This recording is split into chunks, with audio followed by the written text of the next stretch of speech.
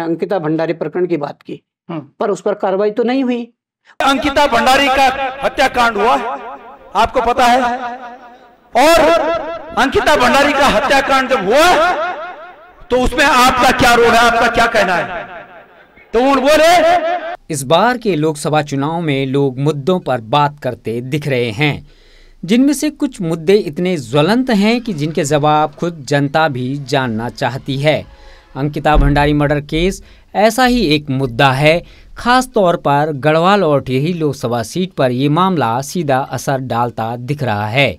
वहीं राज्य की अन्य सीटों पर भी इस मुद्दे की खूब चर्चा हो रही है। गौरतलब है कि उत्तराखंड की राजनीति में अंकिता भंडारी हत्याकांड ने साल 2022 में हड़कंप मचा दिया था। 18 सितंबर 2022 की उस घटना को आज भी लोग भूले नहीं हैं, बल्कि उसे याद कर लोगों की आंखें नम हो जाती हैं।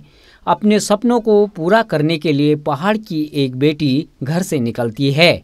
उसे ऋषिकेश के पास वनंतरा नाम के एक रिसोर्ट में रिसेप्शनिस्ट का काम मिलता है, जहां उसके साथ हुई वारदात से लोगों ने खुद को जोड़ा। 19 वर्षीय अंकिता की हत्या कर दी जाती है, जिसका कारण रिजॉर्ट में आने वाले वीआईपी गेस्ट को स्पेशल सर्विस देने का दबाव बनाना बताया गया। उस समय सत्ता में वापसी करने वाले सीएम पुष्कर सिंह धामी के लिए यह मामला बड़ी चुनौती बन गया। वारदात के तीनों आरोपियों को गिरफ्तार किया गया। मामला कोर्ट में चल रहा है।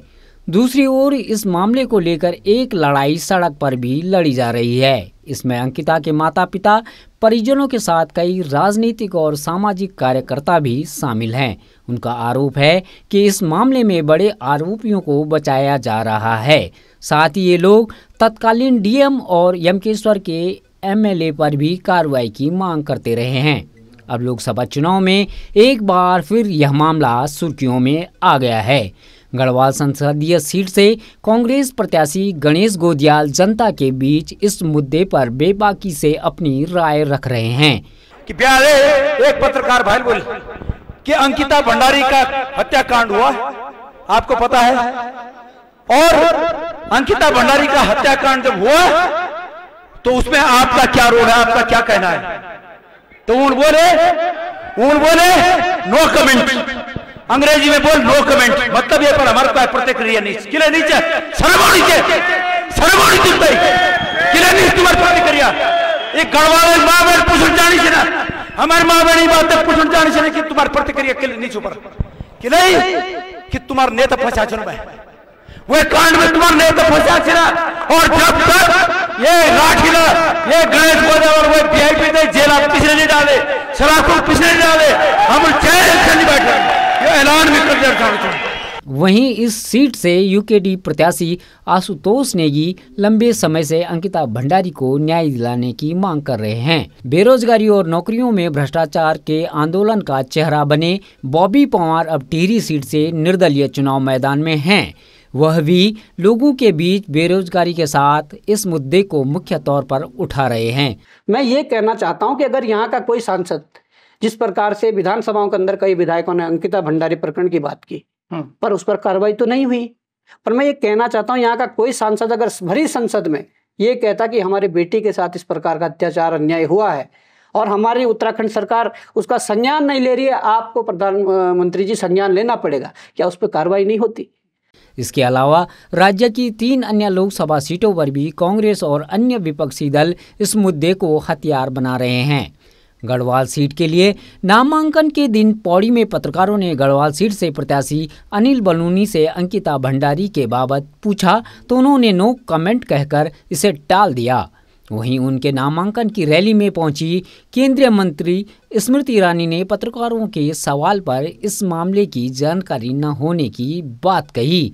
वह इस सवाल से बचती हुई देखी गई। अंकिता भंडारी के बारे में क्या कहना चाहिए? अंकिता भंडारी के बारे में क्या कहना चाहिए मैडम? अंकिता भंडारी के बारे में क्या कहेंगे?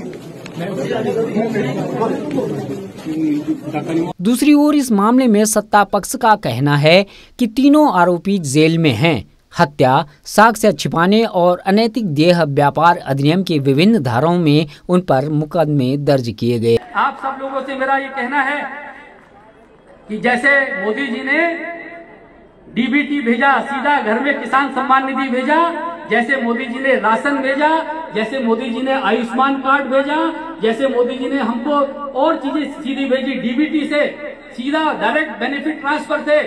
आप सब लोग भी उसका जवाब दे सकते हैं। मोदी जी के डीबीटी का जवाब आप लोग 19 तारीख को दे सकते हैं। आप अनिल बलूनी को वोट दीजिएगा, भारतीय जनता पार्टी के कमल पे फूल पे हाथ दबाइएगा, गढ़वाल से सांसद बनाइएगा, सीधा डायरेक्ट बेनिफिट ट्रांसफर होगा दिल्ली में और मोदी जी पुनः प्रधानमंत्री बनेंगे। देश में विकास की गंगा जमुना बहेगी और बहुत विकास होगा। रिजॉर्ट को अवैध करार देकर गिरा दिया गया।